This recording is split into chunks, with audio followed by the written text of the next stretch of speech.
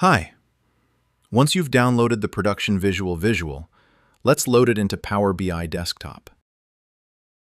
In the Visualizations pane, open the More Options menu, the three dots, and choose Import a visual from a file.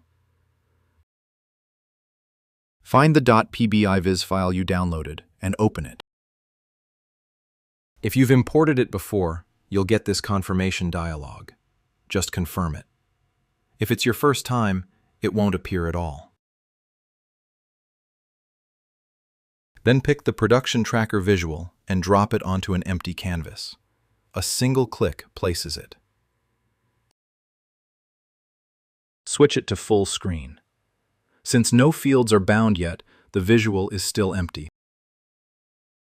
Connecting the fields, the columns, is what I'll cover in the next video. Thanks for watching.